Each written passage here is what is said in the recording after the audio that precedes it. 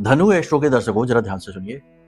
क्या आप जानते हैं कि हर महीने एक तारीख ऐसी होती है जो आपके जीवन के हर एक कष्ट से मुक्ति का मार्ग खोल सकती है। जी हाँ, ये एक तारीख इतनी शक्तिशाली है और आपसे इतनी गहराई से जुड़ी हुई है कि यदि आप इस तारीख को ढंग से डिकोड कर लेते हैं, समझ लेते हैं, तो आप वो सारे रहस्य जान जाएंगे अपने जीवन के जो अभी तक अनसुलझे हैं।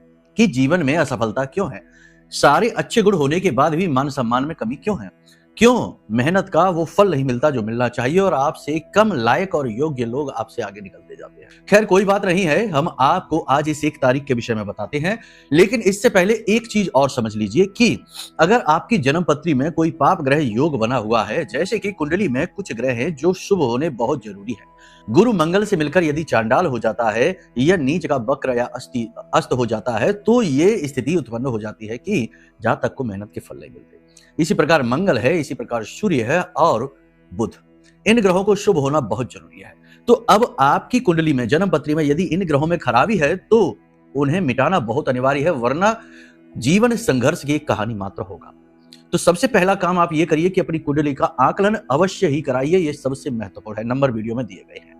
खैर अब बात करते हैं इस एक तारीख की। देखो, महीने में एक बार वो तारीख आती है जिस दिन आपका जन्म हुआ था। आपका जन्म होना इस संसार में कोई साधारण घटना नहीं है, यह आपके लिए बेहद महत्वपूर्ण विषय है, इसे इग्नोर नहीं करना चाहिए।